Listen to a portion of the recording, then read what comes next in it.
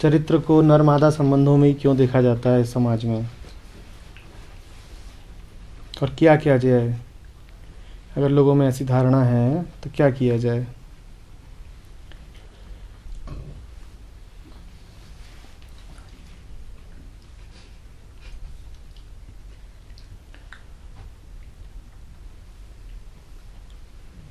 आचरण, चरित्र,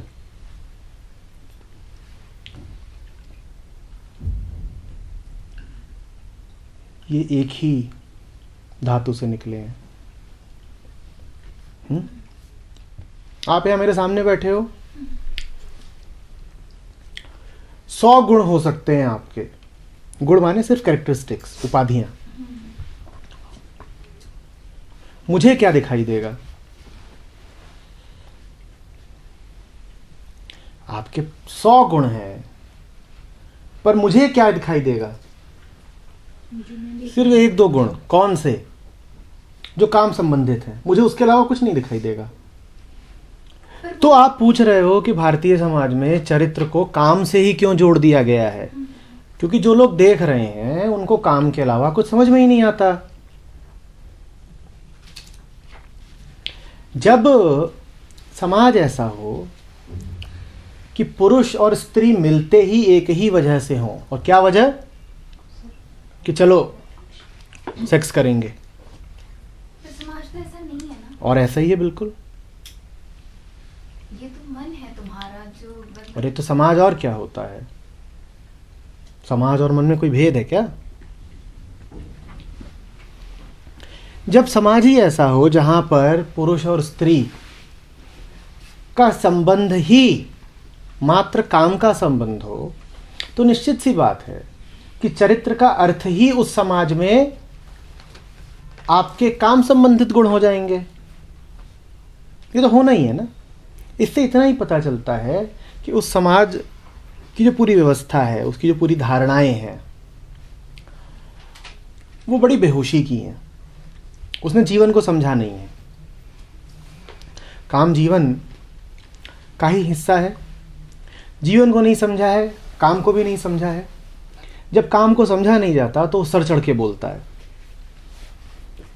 जब काम को समझा नहीं जाता तो वो बिल्कुल हावी हो जाता है मन पर। वो फिर एक रोजमर्रा की, आम तौर की छोटी घटना बन के नहीं रह जाता। फिर वो जीवन का एक हिस्सा नहीं, वो जीवन पर छाया हुआ बादल बन जाता है जिसने सब कुछ ढक रखा है। मेरा उठना, बैठना, हंसना, छूना, सोचना सब काम से भरा हुआ है। मैं खाता भी हूं तो वहां पर मुझे काम ही काम दिखाई देता है। मेरे जितने चुटकुले हैं वो सब काम संबंधित हैं। मेरी भाषा भी ऐसी हो गई है कि उसमें सिर्फ काम भरा हुआ है। आपने गौर किया? आप व्यक्ति को व्यक्ति की तरह नहीं संबोधित करते। आप कहते हो वो जा रहा है, वो जा रही है। आपने कोई और सूचना उसके बारे में नहीं दी, पर एक सूचना जरूर दी। क्या? कि उसका लिंग क्या है। कुछ और आप ना बताइए, पर जा रही है इतना तो पता चल गया कि मादा है। आपने नहीं बताया कि और उसके बाकी गुण क्या हैं। पर भाषा ही ऐसी कर दी है कि वो लिंग जरूर बता दे। लड़का लड़की, दुनिया की हर भाषा ये काम करती है कि तुरंत, जैसे हमारा मन है सेक्सुअली ऑब्सेस्ड, वैसे ही हमारी भाषा है। दुनिया की हर भाषा सेक्सुअली ऑब्सेस्ड है। समझिए ना। आप कभी ये नहीं कहते कि अलग अलग शब्द इस्तेमाल करो अगर एक बुद्ध जा रहा हो और एक मूढ़ जा रहा हो। आप नहीं अलग अलग शब्द इस्तेमाल करोगे, पर हां एक पुरुष जा रहा हो, एक स्त्री जा रही हो, तो आप निश्चित रूप से अलग शब्द इस्तेमाल करोगे। इसका मतलब क्या है? इसका मतलब है कि आपका मन सर्वप्रथम लिंग देखता है। और ये कैसा मन है? और ये कैसा मन है? अस्पताल में बच्चा पैदा होता है, बच्चा नीला पड़ा हो, पर फिर भी सबसे पहले क्या देखा जाता है? लिंग। उसके बाद उसकी जान बचाने की कोशिश की जाएगी। पहले ये देख लो लड़का है लड़की, अब जान बचाओ। जान दोनों की भले बचा ली जाए, पर यह उत्सुकता सबसे पहले रहती है क्या? कि लिंग है क्या है। क्योंकि हमारा मन पूरे तरीके से काम से भरा हुआ है, पूरे तरीके से। वरना आप सोचिए, मैं कुछ सवाल पूछ रहा हूं आपसे, आपको एक एयरलाइन का टिकट बुक कराना है, मर्द हो औरत हो एक ही सीट घेरेगा, एक ही खाना भी खाते हैं, एक ही पानी की बोतल आती है उनके लिए, टॉयलेट भी, शौचालय भी वो एक ही इस्तेमाल करते हैं। फिर आपको जब एयरलाइन के टिकट की ऑनलाइन बुकिंग करानी है तो उसमें आपको जेंडर बताना जरूरी क्यों है? नहीं, एयरलाइन को क्या फर्क पड़ जाएगा अगर किसी दिन सारी औरतें हैं, और क्या फर्क पड़ जाएगा अगर किसी दिन सारे मर्द हैं, पर पूछा जरूर जाएगा। और कुछ पूछे ना पूछे, जेंडर बताओ। ये क्या फूहड़ उत्सुकता है? क्यों पूछते हो ये बार बार कि क्या जेंडर है? आप गौर नहीं करते, यही तो जीवन है। तुम पूछ रहे थे ना किताबें ना हो तो क्या पढ़ें, जब किताबें ना हो तो ये सब पढ़ा करो। कि ये सब जानकारी क्यों ली जा रही है? स्कूल में एडमिशन भी कराना। आप कोई फॉर्म भर के दिखा दो, ऑफलाइन ऑनलाइन, जिसमें आपसे जेंडर ना पूछा जा रहा हो। आपने कहीं पूछा अपने आप से कि ये जेंडर क्यों पूछा जाता है बार बार में? क्या यही मेरी विशिष्ट पहचान है? हाँ, यही है। सर एक चीज तो मैं हमेशा पूछता हूँ, जैसे कभी डोमिनोज या कहीं और जाते हैं ना तो वहाँ नाम पूछते हैं कि खाना तो मुझे देना है ना। हाँ। सामने ही बैठा हूँ। हाँ। कभी नाम क्यों पूछा? सिर्फ यहाँ पे मेरा इसी पे के रिगार्डिंग ये सवाल है कि जैसे जब जो मैंने समझा, जो मुझे समझाया गया, चरित्र का मतलब ये समझाया गया, जो सेल्फ के गुण उभर के आते हैं, जैसे ऑनेस्टी, पवित्रता, ज्ञान, सुख, बीइंग इन हैप्पीनेस, ये। और जो काम है that is very much related to the body, और मतलब वेरी मच रिलेटेड टू इंद्री, जिसको कंट्रोल करने वाला मन है।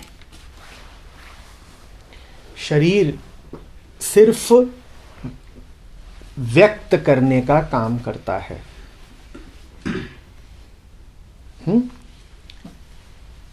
अभिव्यक्ति शरीर कर सकता है, अन्यथा शरीर के पास अपनी कोई चेतना नहीं होती।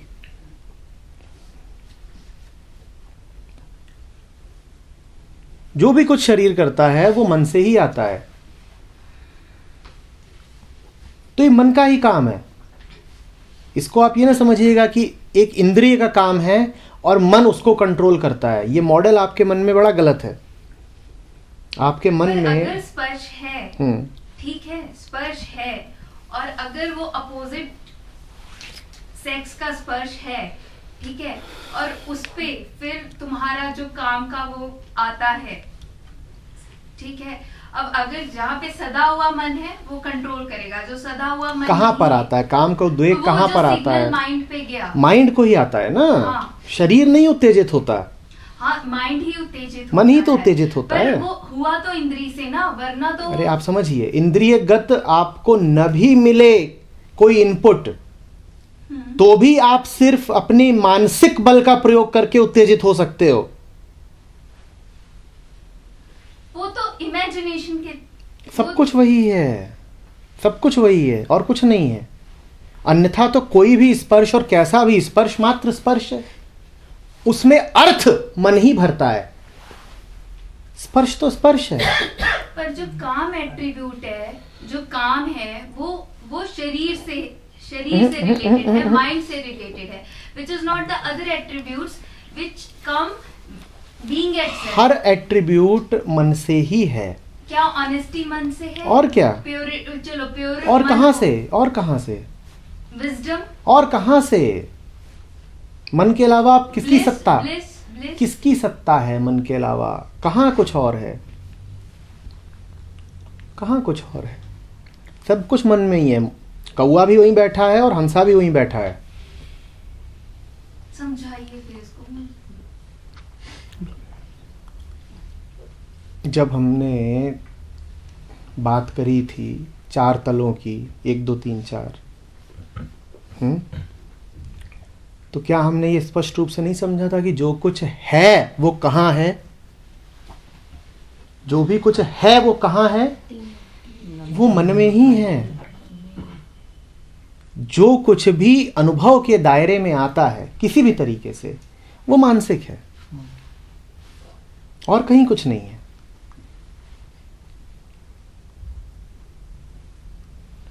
मन ही आपका दोस्त हो सकता है, मन ही आपका दुश्मन हो सकता है, मन ही कौवा हो सकता है, मन ही हंसा हो सकता है।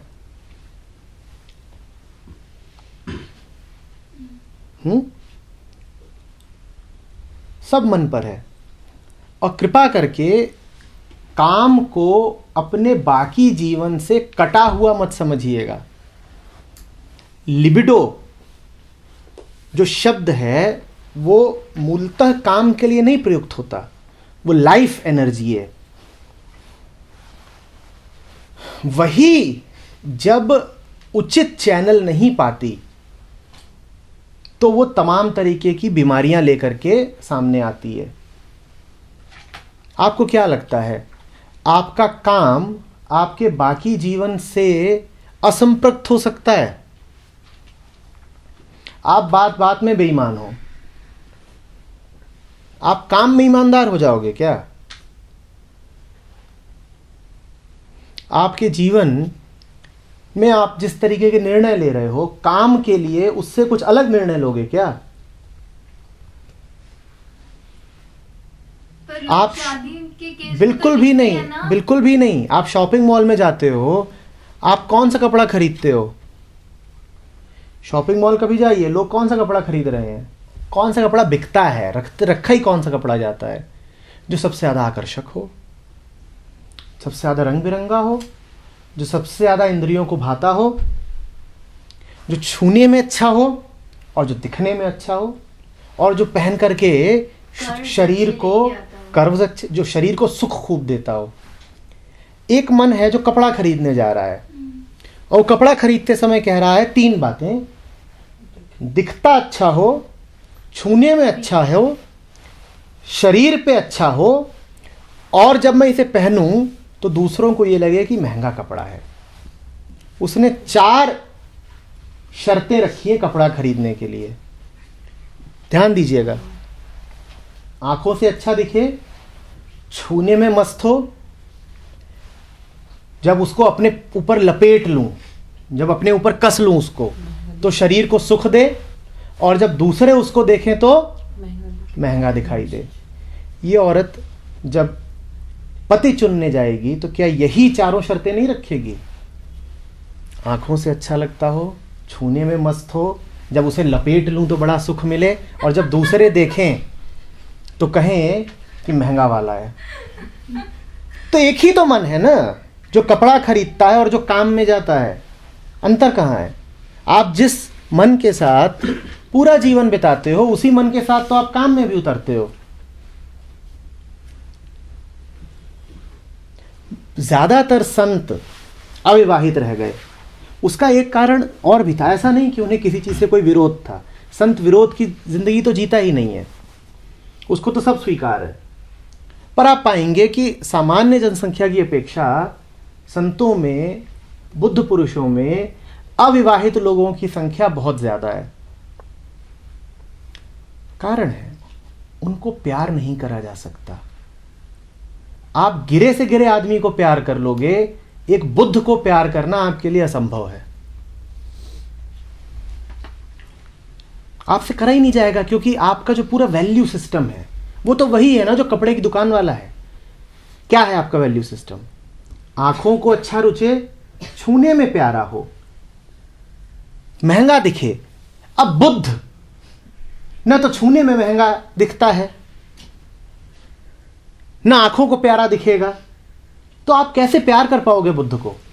तो यह नहीं है कि उन्हें जीवन से कोई विरोध था, बात यह है कि ऐसी कोई मिलेगी ही नहीं। आप किसी से भी आकर्षित हो सकते हो, एक संत की ओर आकर्षित होना आपके लिए संभव है। यह भी हो सकता है कि वो संत जब तक सामान्य पुरुष था तब तक आप उसके साथ रहो, लेकिन जिस दिन उसकी आंखें खुलने लगे उसके बाद आप उसे छोड़ दो। होता है ना ऐसा? बिल्कुल ऐसा ही होगा, क्योंकि अब वो आपकी पहुंच से दूर निकल गया। अब वो महंगा लगता ही नहीं, पहले तो फिर भी अच्छा लगता था, अब वो आंखों को प्यारा ही नहीं लगता। पहले तो फिर भी अच्छे कपड़े पहन लेता था, अब तो और फटी चादर में घूमता है। आपको कैसे भाएगा? आप तो वही हो ना जो कपड़े खरीदने जाते हो तो कहते हो कि दूसरे कहेंगे अच्छा है, मुलायम मुलायम लगे, वो सोशली एक्सेप्टेड नहीं। और सोशली एक्सेप्टेड भी नहीं है, छुपाना पड़ता है, बड़ी दिक्कत।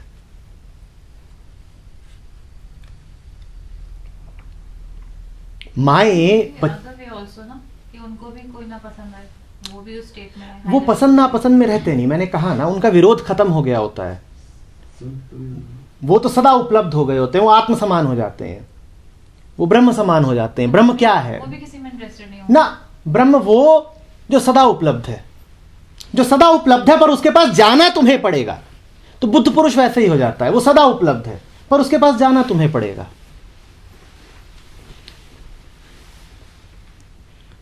पर हबीदा ने